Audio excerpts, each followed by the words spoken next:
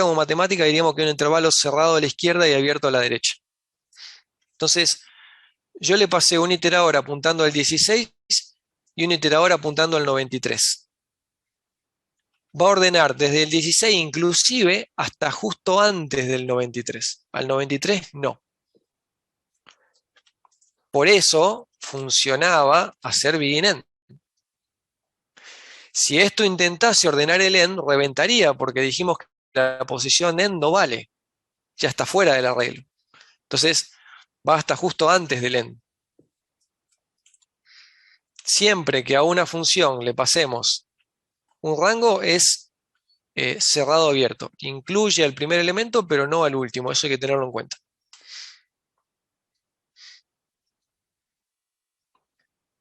Y entonces, veamos operaciones que hacemos habitualmente hechas con algoritmos, porque ¿cuál es un poco la idea? Cuando uno se acostumbra a usar bien la STL, casi que ya no vuelve a hacer estructuras de control, salvo casos muy tontos como a lo mejor este, pero si no, para la mayoría de las cosas ya no te conviene volver a escribir un for o un while, te conviene poner un algoritmo de la STL, ¿sí? ¿Querés sacar un promedio? Teníamos que hacer un for o un while para sumar todos los elementos. Bueno, ahora tenés la función acumular. Le das un valor inicial y le decís que a ese valor le sume todo lo que hay entre begin y end. Listo, ya tenés la suma de tu lista, tu vector, tu conjunto, no importa qué contenedor sea, esto funciona. Entonces, eh, por ejemplo, ¿sí? Una función un poquito más útil. No sería tan complicado no tener acumulate y tener que hacerlo a pata, pero bueno, son 3 líneas en lugar de una. Y no solo son 3 líneas en lugar de una. Por más que fuera una contra una, esto tiene nombre. Esto me deja muy en claro qué es lo que estoy tratando de hacer. ¿Sí? Me conviene usar la función también porque cuando vos pones acumular, todo el mundo sabe qué estás queriendo hacer. Cuando vos pones un for, por muy simple que sea, hay que leer qué tiene el for adentro para ver qué estás queriendo hacer. En cambio, estas funciones tienen nombre, el estándar lo conoce todo el mundo, se empieza a hacer mucho más fácil de leer el código también. ¿Quiero mínimo y máximo? Tengo max element o min element. Con el detalle que no me van a dar el valor máximo, sino que me van a dar un iterador apuntando a. Porque si yo le pido cuál es el elemento máximo en una lista de enteros y me dice el 94, no sé, en el ejemplo de recién, pero yo luego quiero modificar ese valor, si vos me decís que es el 94, yo no sé dónde está. Después lo voy a tener que volver a buscar para saber dónde estaba ese 94. Entonces, no me van a dar el valor, me van a dar un iterador. Yo le pregunto, ¿cuál es el máximo? Y esto me dicen el de la 10ª posición.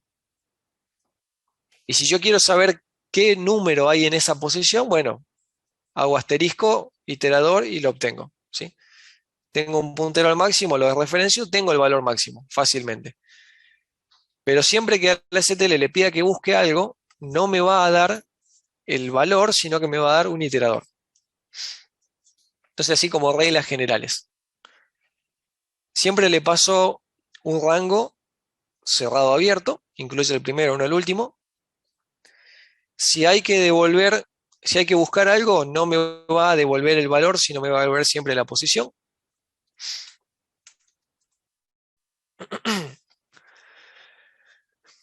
Eh, y la mayoría de los algoritmos, estos acá, Generate, Accumulate, Max, Min, funcionan para listas o vectores. Hay muy poquitos algoritmos que cambian sustancialmente de acuerdo a lista o vector.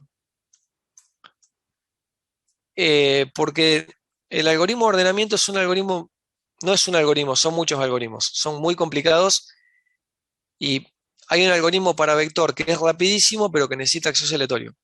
Entonces, ese algoritmo no te sirve para listas, pero si tenés vectores mucho más rápido. Por eso hay dos sort. Hay un sort que es el que ustedes usaron, que es función suelta que necesita acceso aleatorio. Como ese no anda con la lista tiene su otro sort, que es más lento, pero bueno, no necesita acceso aleatorio. Va a haber unos poquitos distintos casos, uno o dos algoritmos que requieran de un iterador especial, como en este caso acceso aleatorio, y entonces o no funcionen o haya dos versiones. En la mayoría de las situaciones los algoritmos andan para cualquiera. Cuando haya un caso donde valga la pena mencionar la diferencia, lo vamos a mencionar. Y me acuerdo de dos o tres, pero el único que vale la pena mencionar es sort, ¿sí? Creo que de los otros no usamos ninguno. Así que bueno, por ahí es el único que se van a encontrar con que se escribe distinto en listo vector porque no es por dentro del mismo algoritmo.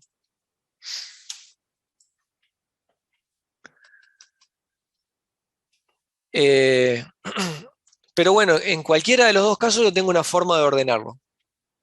¿Sí? Un método de la clase lista o la función sort que usaron con vector, lo puedo ordenar y entonces si me piden la mediana, no es la media, no es el promedio, sino es, suponiendo que estén ordenados, el valor que cae a la mitad. Si los números son 1, 2 y 10, la mediana es 2, pero el promedio no es 2. Obtener la mediana si los datos están ordenados, bueno, es muy fácil. Obtener me piden los 5 mayores. ¿Sí? Bueno, lo ordeno todo y después listo los 5 primeros. Hay un montón de operaciones que se vuelven más fáciles si tengo los datos ordenados.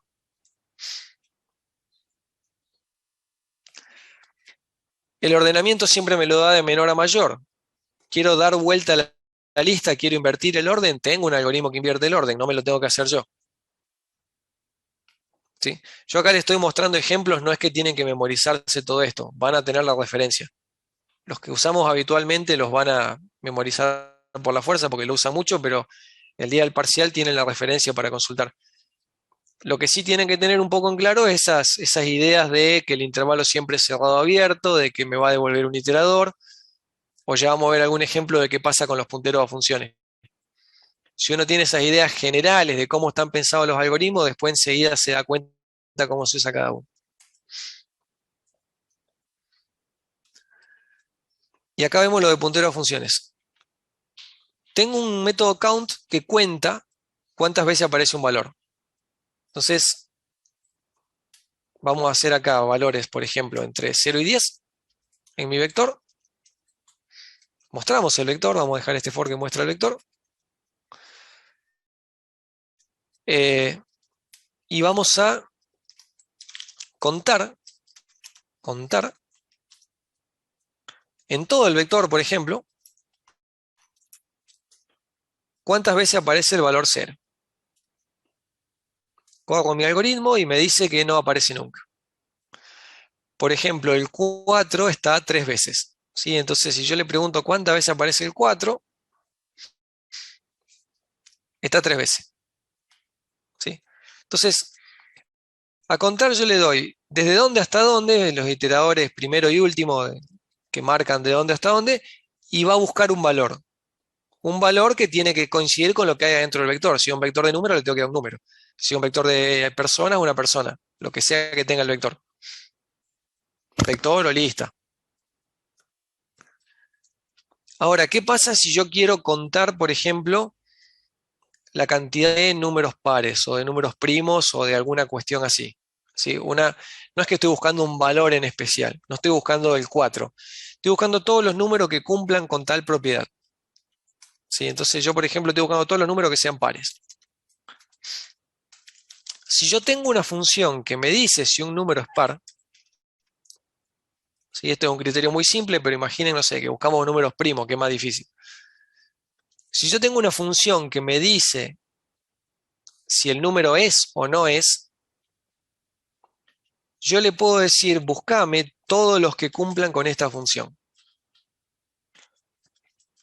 Esas variantes siempre agregan en el nombre en el sí. Contar busca un valor. Contar sí busca todos los que cumplan un criterio. Contar solamente sí es par. ¿Sí? Cuando yo en lugar de dar un valor de ejemplo, le voy a dar una función que dice eso no es, vale o no vale, uso la versión que termina en sí. Contar cuenta los 4, o el valor específico que le diga, contar sí, yo le paso una función y pongo el criterio que quiera. Lo mismo va a pasar con, por ejemplo, eliminar. Tengo un eliminar que le doy un valor y elimina ese valor. Tengo un eliminar sí, que le doy una función y elimina todo lo que la función diga verdadero. O buscar. Tengo un buscar que le doy un valor y me va a encontrar la primera vez que aparezca este valor. O que le doy un buscar sí, que le doy una función y me va a buscar la primera vez que cualquier dato cumpla con esa función. Que la función diga verdadero. Entonces, por ejemplo, contar la cantidad de primos. Bueno, si tengo una función para saber si es primo, uso la variante sí. Contar con un valor, contar sí con una función.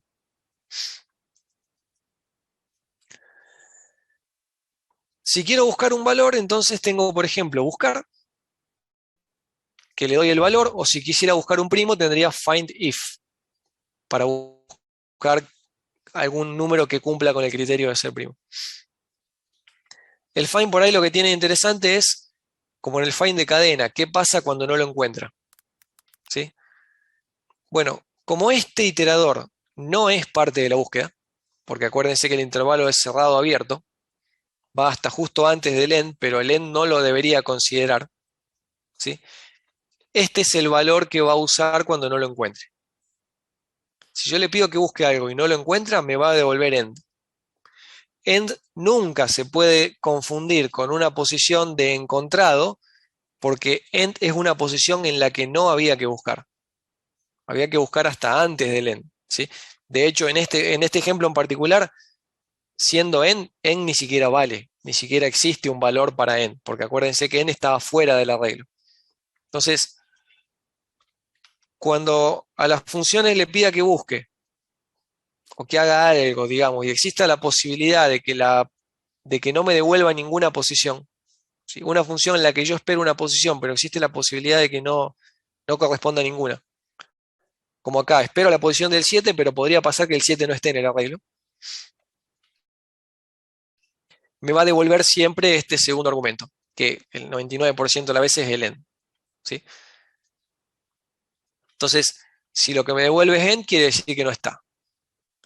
Si lo que me devuelve no es end, yo tendría que, si quiero saber qué índice era, para decirle al usuario, era el quinto, el tercero, el décimo, yo podría hacer, pensando en la aritmética de punteros, la resta de punteros, pero eso solo me daría para vector, o podría usar una funcióncita que me lo resuelva de otra manera y que anda para vector o para lista. Entonces también tenemos, por ejemplo, la función distancia que le doy iterador y me dice a cuántas posiciones está uno del otro. ¿Sí? Vamos viendo que hay un montón de funciones que ya están hechas.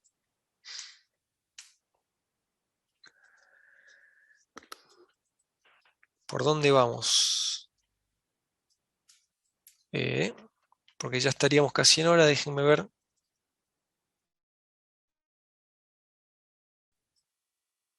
Ah, ya estábamos en la última.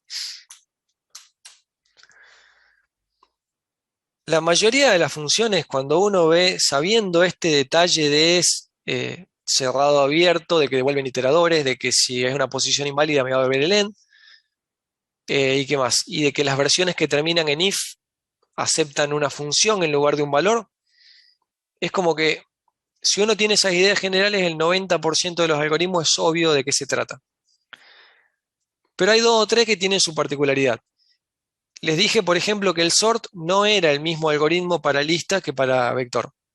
Si en un caso es la función suelta, en otro caso es el método de la clase, porque la función suelta en lista no andaría.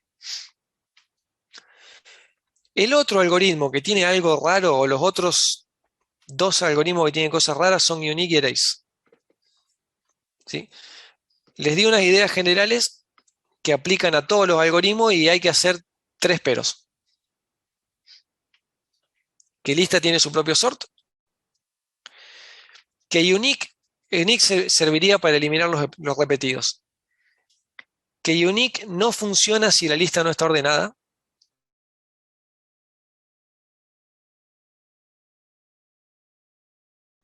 ¿sí? El pero a este algoritmo, dejar una sola vez cada uno, no funciona si la lista no está ordenada. Y entonces, si yo acá muestro el vector antes y después de hacer unique,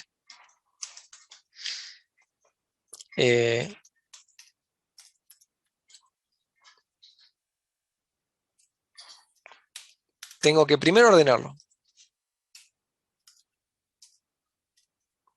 Vamos a ver qué pasa. Y acá vamos a ver los dos pero que faltan juntos.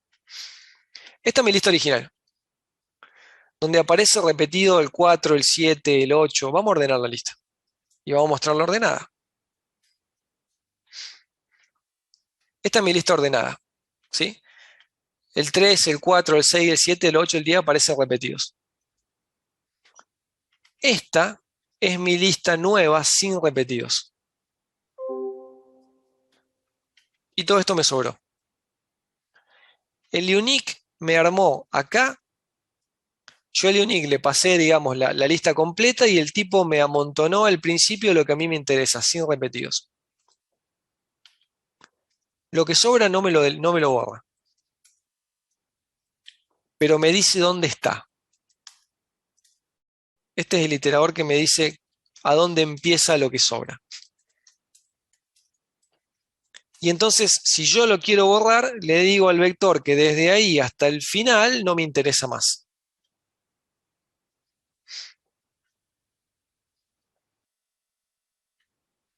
¿Sí?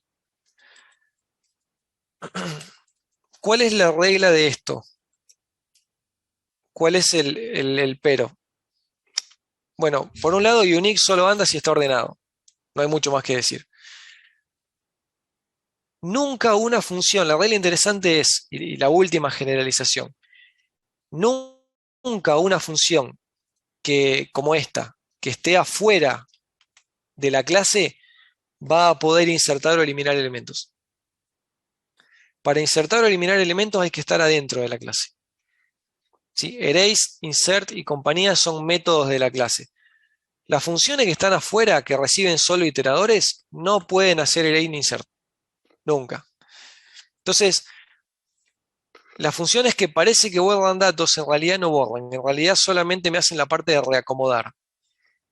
Después, lo de efectivamente borrar lo tengo que terminar yo de afuera. ¿Sí? Nunca la función va a poder de verdad insertar o eliminar. Algo similar van a ver, por ejemplo, con eliminar. Uno pensaría que esta línea, solamente la parte seleccionada, elimina todos los ceros que haya en la lista. Y no es cierto. ¿Sí? Acá, por ejemplo, yo tenía repetido muchas veces el 4. ¿Sí? Si yo le digo a este que remueva de todo el vector, era B minúscula, todas las veces que diga 4, me va a haber dejado acá lo que debería ser el nuevo contenido del vector y las últimas 3 posiciones sobran. Si yo este vector reacomodo todo, acuérdense que para eliminar hay que mover todo a la izquierda. Voy moviendo a la izquierda para que desaparezcan los 3 cuatros. Esto es lo que me queda y las últimas 3 posiciones ahora sobran porque el vector debería ser 3 más corto. ¿Sí? Remove no puede cambiarle el tamaño del vector. Remove va a ser el reacomodo y me va a decir desde dónde hay que eliminar. Y entonces yo en el main, que soy el que sí puede invocar a erase, lo hago.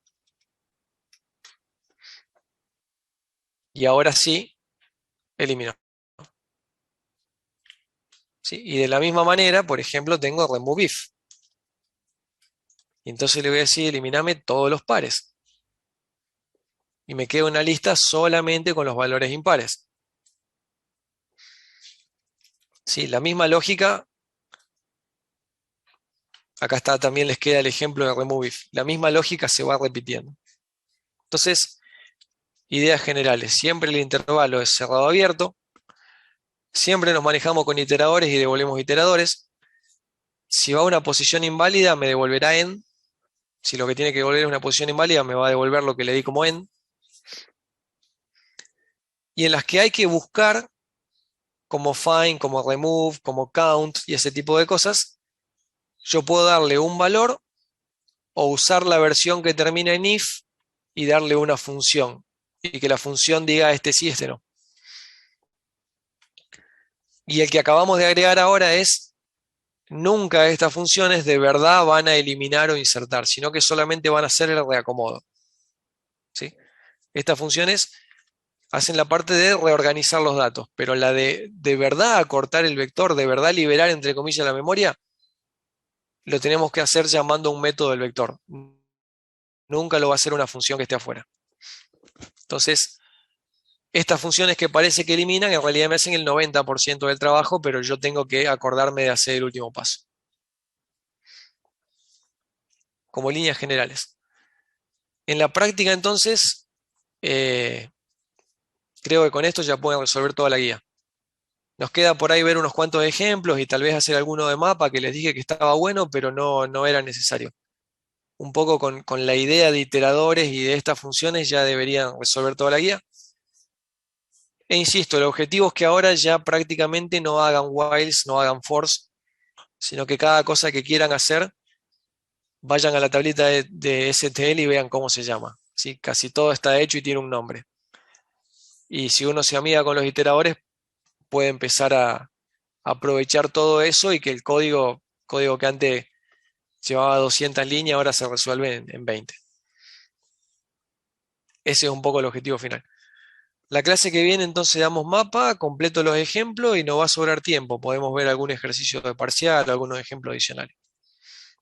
Pero bueno, por hoy ya estamos. Ya recontra estamos en hora y aparte, ¿qué nos quedaba? Nos quedaba un ejemplo nomás. Los ejemplos que faltaron, bueno, los completo la clase que viene y lo de mapa. Como siempre, estamos en hora. Formalmente termina acá, se pueden desconectar, pero si hay preguntas, yo me quedo lo que haga falta respondiendo lo que pregunten. Así que el que quiere pregunte nomás y el que no, bueno, nos vemos el viernes o el martes. Yo tengo una pregunta, profe, aparte de esto que vimos ahora. Sí, Acá en C++ no hay una forma de hacer un objeto que no herede de una clase, que herede, no sé, de una clase objeto. No existe eso. ¿cómo? No Como en entendí. JavaScript. En JavaScript en el prototipo objeto, vos podés declarar una variable y de adentro guardarlo en un objeto. Eso acá no existe. Sí o sí tiene que heredar de algo. Tiene que haber una clase, digamos, para crear un objeto.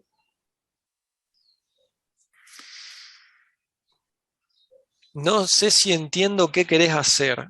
Para empezar, JavaScript no está orientado a objetos.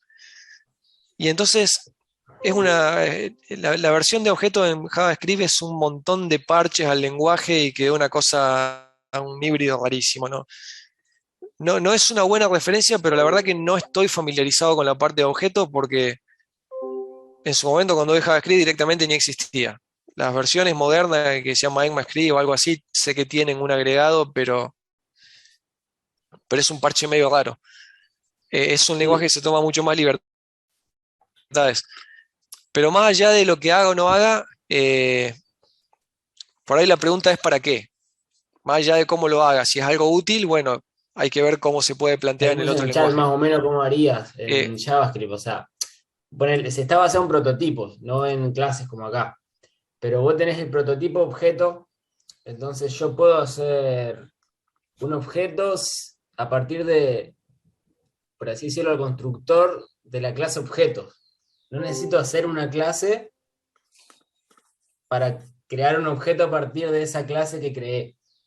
Puedo crear un objeto que esté volando sin que no desprenda de ninguna clase creada por mí. Acá no existe eso. No hay forma. no, a ver, lo que tiene JavaScript es que tiene un tipado mucho más débil que el de C++. Claro, sí, eso sí. Entonces, vos podés hacer cosas raras como mezclar tipos de datos. Eh, Vos podés tener una variable que es de un tipo y después le asignás otra cosa que nada que ver y que se las arregle, que son cosas que puede hacer, por un lado, por ser un lenguaje interpretado. Compilado eso es mucho más difícil de hacer porque al momento de compilar vos no tenés toda la información. En cambio, al momento de interpretar ya se está ejecutando, ya tenés información. Entonces, por ser interpretado, en general los lenguajes interpretados tienen mucha más libertad y suelen ser mucho más relajados en cuanto a los tipos de datos. Y JavaScript en cuanto a tipo de datos te deja hacer cualquier cosa, que en muchos casos parece que está bueno porque, qué sé yo, te libera de un montón de reglas. Para los que estamos acostumbrados a programar en C o C++, es una porquería porque la idea es que en C++ el tipo de dato le está dando información al compilador para que te ayude a verificar si está bien o no lo que escribiste, para que te ayude a detectar errores. Y entonces cuando vos decís esta función recibe un string, vos no le podés pasar un número porque sería un error de lógica. Y en JavaScript capaz que le pasás un número y va y revienta más adelante porque el sistema de tipos no te restringe tanto. Entonces, desde el punto de vista de la forma por ahí en que enseñamos a programar en un lenguaje como C++, eso no está bueno. Cada cosa queremos que tenga un tipo bien definido porque dependemos mucho del tipo de dato para que el compilador nos ayude a detectar los errores. Si en algún momento estás en una situación donde necesitas que un tipo finalmente pueda llevarte a distintos lugares, pueda hacer distintas cosas, como en el juego, quiero tener personajes sin importarme de qué son, la herramienta en C++ suele ser polimorfismo. Eh, Obviamente es mucho más complicado de escribir que tal vez lo que sea en JavaScript, pero también es mucho más seguro, en el sentido que decía recién, que el compilador no te va a dejar pasar cualquier cosa en cualquier lado y después ver cómo se las arregla. Y en las situaciones donde simplemente necesitas agrupar dos o tres cosas rápido y no se justifica crearte un tipo, tenés herramientas como la tupla. Entonces, si de pronto vos querés en una función recibir dos o tres valores y no querés tener que hacer un struct o una clase, bueno, recurrís a la tupla o al par. Hay una clase par que es el caso para dos. Claro. Eh, Entonces, no existe. No se puede hacer. no, pero no me queda claro, no termina de quedar claro qué es lo que querés hacer. O sea, esa es una posibilidad que te da el lenguaje que en realidad habría que ver en qué situación, de qué forma la querés usar que no tengas un equivalente piola en C++. Claro. Porque Imagínate, esa es una herramienta, es una herramienta, vamos a decir, demasiado general. Se puede usar para 10 millones de cosas, bien o mal. tenés No el, tenés algo tan general en C++, pero como que para cada uno de los usos que vale la pena tenés una alternativa. Pero son filosofías muy diferentes por el hecho de uno ser un lenguaje compilado y con un tipado fuerte y estático, o sea, todos los tipos se definen y se controlan al momento de compilar, contra el otro que es un intérprete que se toma la libertad, entre comillas, de ir ajustando los tipos durante la ejecución. y es demasiado flexible para mi gusto también. Pero bueno, estaba metiéndome en React y JavaScript. Y bueno, en ese caso los objetos, esto se usa, bueno, JSON, que es para enviar, o sea, puedes enviar un objeto a otra página o a otra aplicación.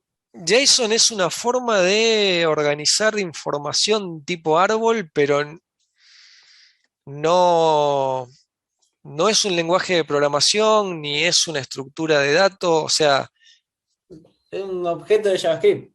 JavaScript Option. vos tenés, probablemente tengas en JavaScript un objeto que represente información JSON, pero es como si vos me dijese una, no sé, una lista de nombres, ¿sí? Una lista de nombres en un lenguaje no es, en C++ lo representa con un vector de string, ponele, o en otro lenguaje lo representa con un conjunto de no sé qué. En pseudocódigo era un arreglo de cadenas. Eh, entonces el concepto, una lista de nombres, que en cada lenguaje se representa de una manera diferente. JSON es una lista en el sentido de una forma de tener datos que luego en algún lenguaje lo tendrás reflejado en un tipo de dato o en alguna, qué sé yo, como en C++ tenemos fstring para representar un archivo. Bueno, también podés tener una clase que represente información en formato JSON. Sí, no está en el estándar, pero hay 200.000 para bajarte porque se usa mucho. Eh, Clases que representen un archivo de JSON o información guardada en ese formato. Bueno, Pero es como que el formato, por ejemplo, no está necesariamente atado al lenguaje. Es un formato genérico que cualquier lenguaje puede intentar procesarlo.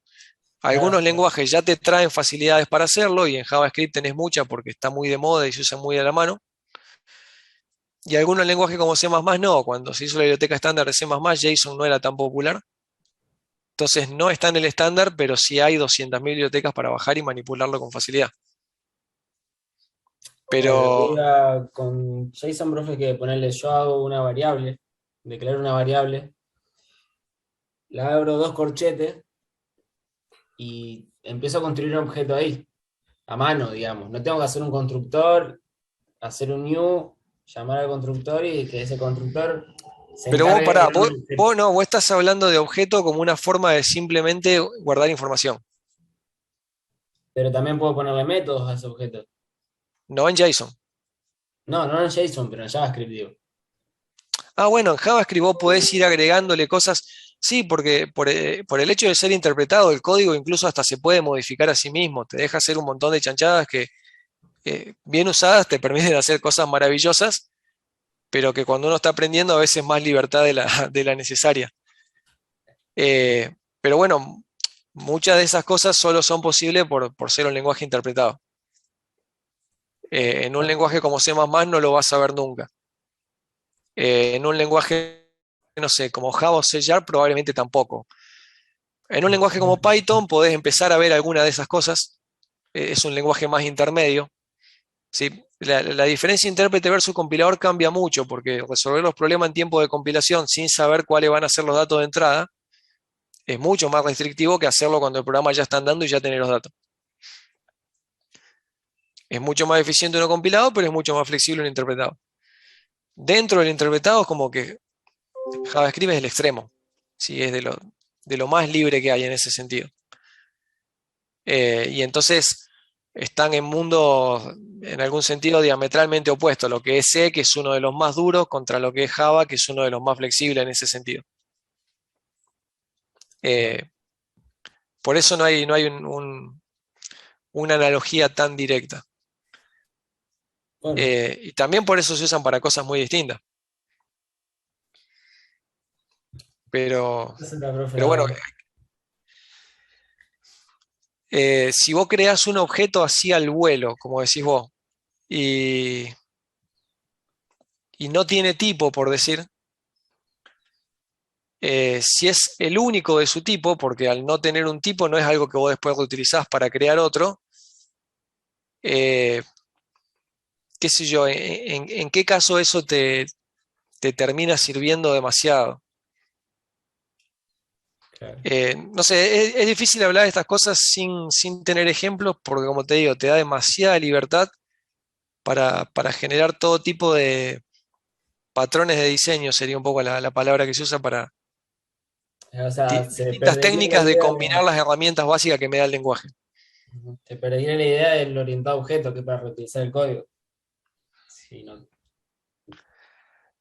Pero vos, por ejemplo, cuando programábamos en Fundamento también reutilizábamos el código sin necesidad de ir a objetos.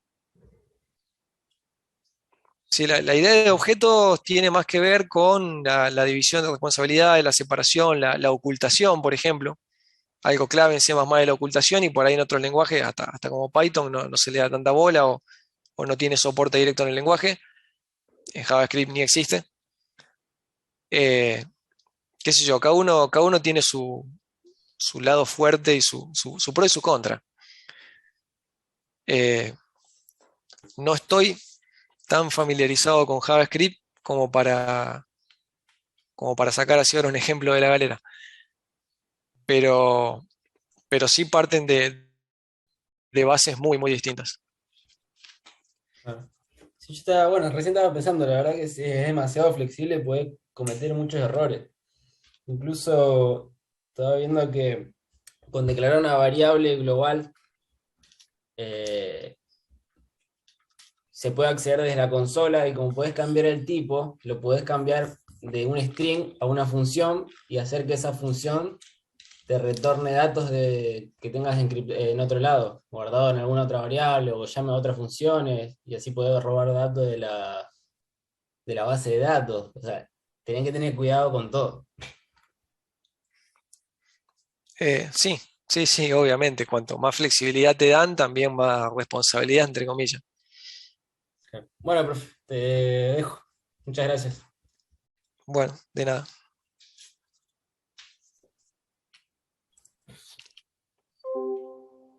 ¿Los demás quedó alguna otra pregunta?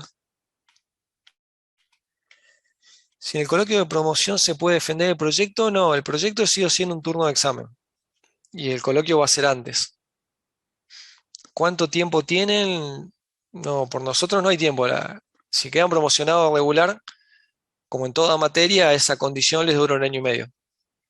Entonces, ponele que vos la promocionás, presentalo dentro del 1 año y medio, porque después del 1 año y medio se te venció la promoción y vas a tener que, además de presentar el proyecto, si no, rendir el escrito. Dentro de ese 1 año y medio que dura la promoción o la regularidad, cuando ustedes quieran.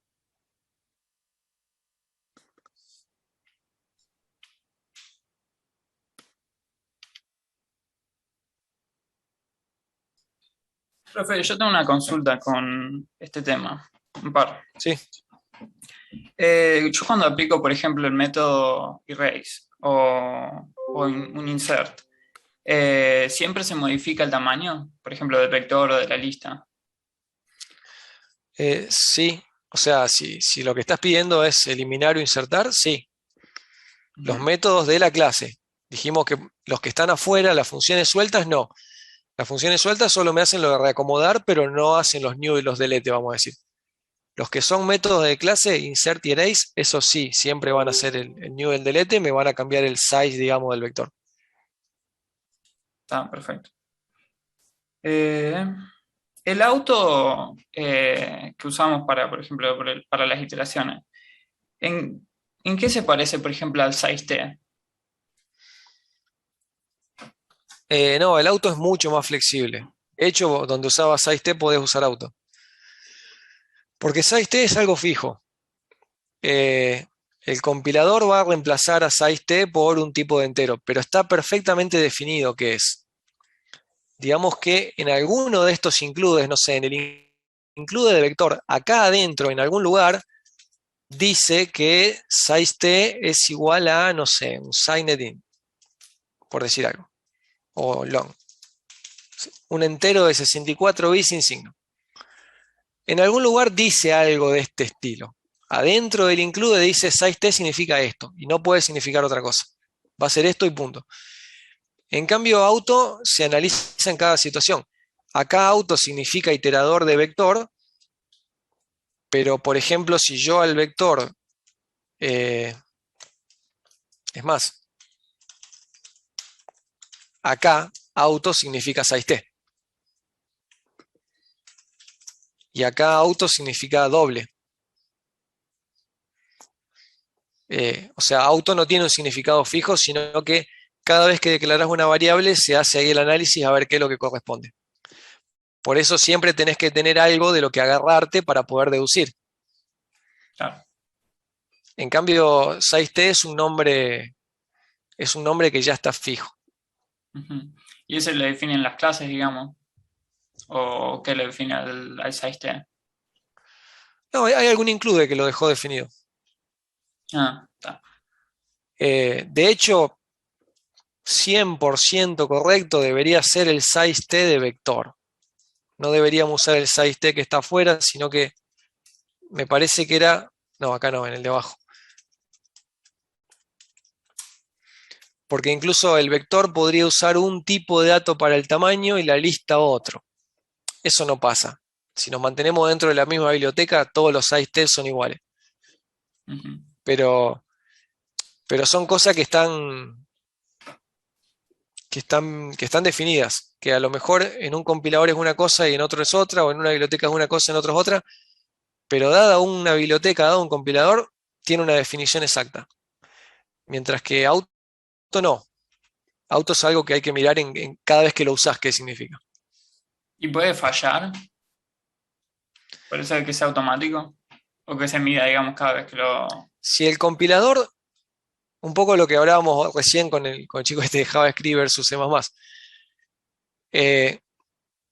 los intérpretes te dejan hacer muchas cosas raras con los tipos de datos porque lo van a resolver recién cuando lo uses. En cambio, el compilador no, el compilador necesita resolver absolutamente todo antes de que el programa empiece, porque hasta que no compile el programa no arranca. Entonces, a lo mejor en un lenguaje interpretado vos podrías hacer esto y que, es más, en pseudocódigo, en PCIN hacíamos algo de este estilo. donde leíamos una variable y automáticamente el tipo de dato dependía de lo que el usuario ingresaba. En C++ eso es imposible, Mm. porque en C++ el tipo de dato lo tiene que definir al momento de compilar, que es mucho antes de que el usuario empiece a ingresar datos. Entonces, cuando yo hago esto, me va a decir, che, ahí no podés usar auto. Si no lo inicializás, no tiene inicializador. Si no lo inicializás, no lo podés usar porque sí o sí necesita algo para saber qué deducir. Y entonces, ahora es un entero. Y ahí está todo bien. ¿Sí? Y también hay que tener cuidado con lo que te deduce, porque vos, no sé, pones esto y esto no es un string, esto es un C-string. Entonces, por ahí después, por ejemplo, el SEIN no me anduvo porque acá, ¿qué me dedujo? Me dedujo que esto era una cadena de caracteres constantes. Claro. Eh, te va a deducir en base a lo que está acá. Por ahí los usos que yo voy mostrando, uso donde resulta más obvio y no hay mucho peligro de que deduzca mal. Eh, por este tipo de cosas no es que uso auto para todo. Porque hay gente que te dice, usa auto para todo, no declares entero. Decía auto i igual 0 y ya está, es entero. Bueno, no siempre el auto hace lo que uno quiere. Por eso yo lo uso en realidad cuando no quiero tener que escribir tanto. Y no solo no escribir tanto, sino que cuando yo acá cambio lista por vector, tengo que cambiar en todos lados. Mientras que cuando yo acá puse automático, no. Está deduciendo vector y si de pronto B pasa a ser una lista, ahora va a empezar a deducir lista. Claro. Pero Ah, siempre el auto depende del contexto. Cada vez que lo usas es distinto. ujú. Está, perfecto. El list ocupa más memoria que un vector, por el hecho de que a cada elemento, digamos, se le asigna un puntero también. Eso Sí, significa que usa más memoria. sí. Usa Ah, más memoria y el hecho de que la memoria esté desordenada también hace que ande más lento. Por eso el 99% de las veces, aunque la teoría dice que lista es mejor, el vector casi siempre anda más rápido. Cuando te pregunten en teoría, vos decís, si voy a insertar mucho, uso lista. Pero la aposta es que en la vida real, en la mayoría de los casos, te conviene vector y no renegas. ujú. Si vas a insertar ridículamente mucho o si las cosas que insertás son muy grandes, o sea, hay situaciones donde realmente te conviene una lista, pero es como que no es tan simple como decir, bueno, inserto mucho lista, inserto poco vector. Hay cuestiones como lo que decís vos. De pronto, si voy a guardar elementos, que cada elemento de mi lista ocupa 1 mega, que le agregue 4 o 8 bytes para un puntero, no se nota. Si voy a guardar letras, que por cada byte que guardo tenga 8 más para el puntero, me está ocupando casi 10 veces más de lo necesario. Eh, o lo que digo, el hecho de que los elementos estén ordenados en el vector hace que el acceso a memoria, por cómo funciona el hardware y la caché, sea mucho más rápido que si la misma cantidad de memoria la accedes pero a los saltos. Ah, Hay un montón de detalles finos que están escondidos atrás del compilador que uno normalmente ni se preocupa, que bueno, mucho de eso después lo irán viendo en otras materias. Pero entonces no termina siendo por ahí tan trivial la decisión lista vector. Por eso, bueno, ah, yo les adelanto como que casi siempre vector es es un primer paso bastante seguro, digamos. Si de pronto en un programa vos notás que hay algo que anda mucho más lento de lo que debería y te pones a investigar y resulta que eran las inserciones, bueno, se justifica pasar a lista. Pero siempre como que por las dudas empiezo con vector. ujú. Ah. Y por último, si uso el countif o cualquier función que tenga if, la función que le doy como puntero, ¿sí o sí Sí, tiene que devolver un booleano? sí, Ok. sí, sí. La función que vos le das tiene que tener cierto prototipo. Si es para buscar un elemento, para reemplazarlo, eliminarlo, decir la posición, contarlo, lo que sea, va a ser así. Recibe un solo elemento y te dice verdadero o falso. Otras cosas que reciben puntero a funciones, por ejemplo, igual max, le podés pasar un puntero a función para que en lugar de comparar con el operador menor, compare con una función que vos le decís. Y esa tiene el prototipo del operador menor. Tiene el prototipo que devuelve un booleano, pero recibe dos elementos. Claro. O sea, un poco sabiendo qué es lo que va a hacer la función, uno más o menos se imagina qué le debería pasar. El count, básicamente, vos acá tenés un iterador 1, iterador 2.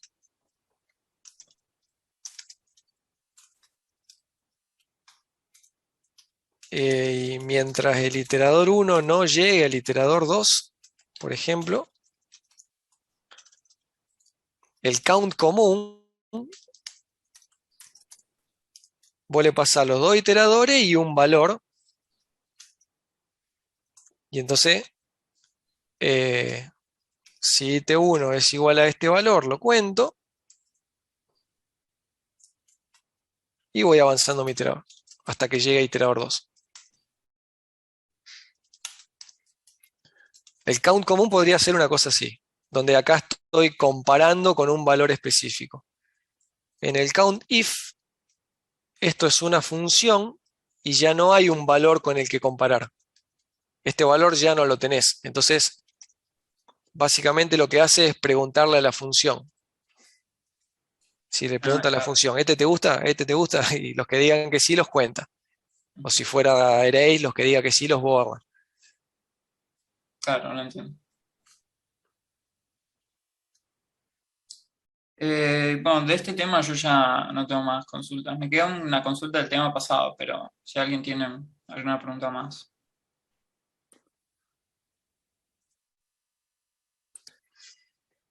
Se puede usar count para contar la cantidad de veces que aparece una palabra en un archivo de texto.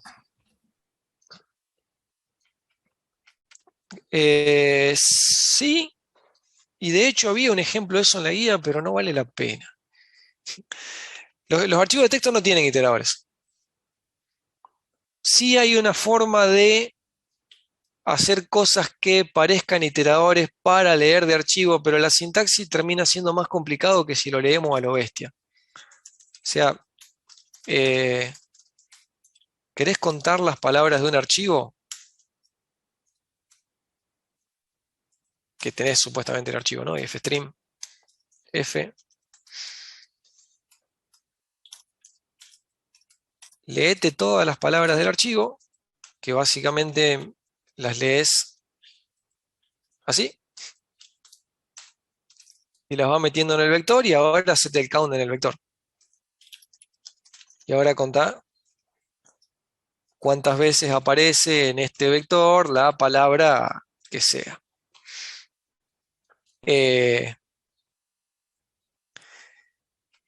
Acá no podés poner archivo.begin o archivo.end, porque faltaría decir cómo se lee este archivo. ¿Sí? Porque este archivo vos lo podés leer así, con string, con entero, con getLine, con combinaciones. ¿Vieron? Cuando leemos archivos, la clase me permite leer un montón de cosas en un montón de órdenes diferentes, de tipo diferente, y en realidad yo elijo. Entonces, si vos dijeses nada más que esto, no estaría claro cómo hay que leerlo. Por ejemplo, qué sé yo, acá hay que leer con mayor o con getLine, por decir algo. Entonces no es tan simple como eso, ¿sí? Hay unos iteradores, hay una clase iStreamIterator con la cual vos podés construir un iterador y decir, bueno, voy a leer strings a partir de este archivo y algo así daba una lectura del archivo. Esta clase siempre usa menor y lee con el tipo de dato que yo le diga en el template. Acá lo mismo. Y ahí, con esta clase, qué significa bin y qué significa end, tiene unas cuestiones medio raras. Y entonces se termina pudiendo hacer algo del estilo de directamente iterar sobre el archivo, tanto para leer como para escribir, Pero hay tantas cosas raras metidas en el medio que no vale la pena.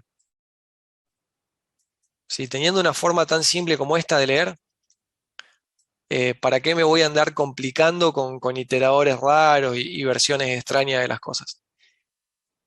Lo meto en una lista y después lo leo como siempre y todo mucho más fácil. Pero como poderse se puede, porque cualquier clase que tenga los operadores para hacerse pasar por punteros sirve. Si vos te haces tu propia clase que tenga el más y tenga el asterisco, la podés usar de iterador. Y se la podés dar a una función que recibe un iterador. ¿Y qué va a hacer el más y el asterisco? Lo que a vos se te cante cuando vos implementes esos operadores. Eh, entonces, bajo ese criterio se pueden inventar iteradores raros que hagan cosas como leer o escribir en archivos. Y de hecho, esos casos raros pero razonablemente predecibles están hechos. Pero bueno, como son todos casos especiales, es como que hay demasiados peros como para meterlos en la bolsa.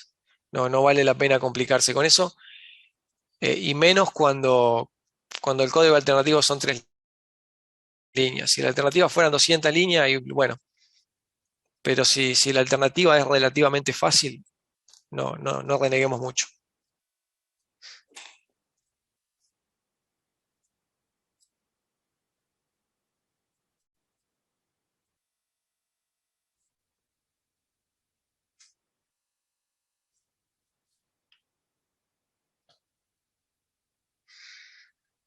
¿Quedó alguna pregunta de este tema? ¿O pasamos a la de no sé qué otro tema que estaban por hacer? No, yo tenía una consulta de un ejercicio nomás, del tema pasado. Sí, decime. No entendí el ejercicio 4 de la guía 7. Tipo, ¿Era el no del supe vector cómo dinámico o el de arrancarlo. archivo?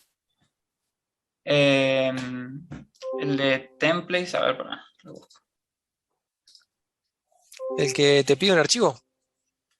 Sí, sí, el de manejador de archivos, sí. La idea es que si yo tengo una... Era para un archivo binario, creo. Pero bueno, yo tengo... No importa. Hacer una clase... Ponerle que yo voy a guardar los datos de los alumnos. Entonces tengo mi struct alumno, que para que sirva para binario tendrá que tener string en lugar de string. Qué sé yo, tiene nombre, apellido, DNI, promedio, cualquier cosa.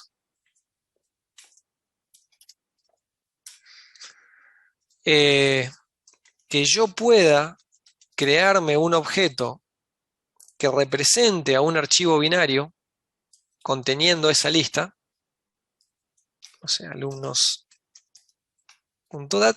por ejemplo, y pueda manejarme con esta clase. Que si de pronto yo quiero mostrar todo lo que hay adentro de ese archivo, eh, yo pueda, por ejemplo, el archivo preguntarle la cantidad para hacer un for y pedirle cada uno de los alumnos.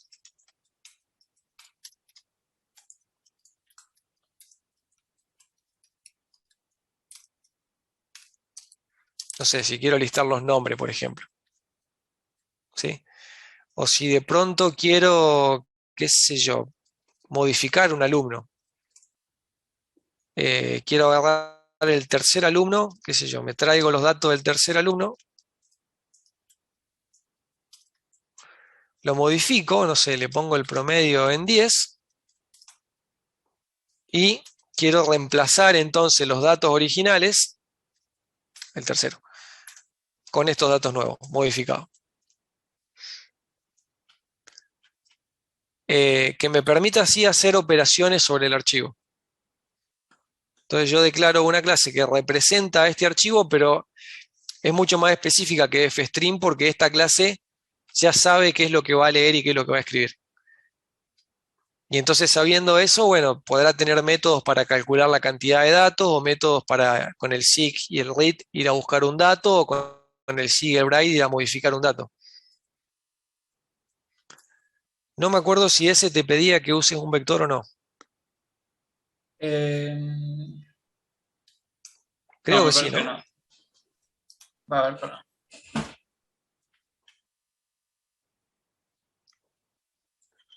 A ver si la encuentro rápido la guía. Porque me parece, si estas operaciones directamente se hacen sobre el archivo, o sea, si esto directamente es un seek y un read y esto es un seek y un write, es como que acá termina. Pero lo más fácil, lo más piola cuando el archivo no es ridículamente grande, es que esto cargue todo el archivo en un vector y luego cuando la clase le pidas algo, lo haga con el vector, ya no con el archivo. Claro, Porque el vector es mucho más rápido, es mucho más fácil, podés usar las funciones de la STL. Tenés que buscar un alumno en el vector, lo buscas con el find. O con el find_if o con cualquiera de esas cosas. Entonces, querés buscar el mejor promedio, lo buscas con max_element. Todo lo que acabamos de ver, si esta clase en el constructor mete todo en un vector, se puede resolver con vector. Ahora, si vos haces cambios en el vector y querés que eso se refleje en el archivo, tenés que acordarte de guardar antes de irte. Entonces, desde el punto de vista del programa cliente, la única diferencia sería esto. ujú, Que si estás trabajando en memoria, tenés que tener algún método para que luego de que hiciste los 10 cambios que querías, guardes el archivo, que, que sería como la mayoría de los programas, que si en OneWord abrís un documento y no es que cada vez que escribís una tecla se graba. Haces un montón de cambios y al final grabás todo junto. Mientras tanto, estás trabajando en memoria. Eh, claro, Eso es lo más fácil. Si el enunciado te dice que no uses vector, que trabajes derecho en el archivo, que no uses contenedores o alguna cuestión así, entonces esto directamente van a ser read y write en el archivo. Si no, podés aprovechar todo lo que vimos hoy de vector y siempre es más piola y más rápido.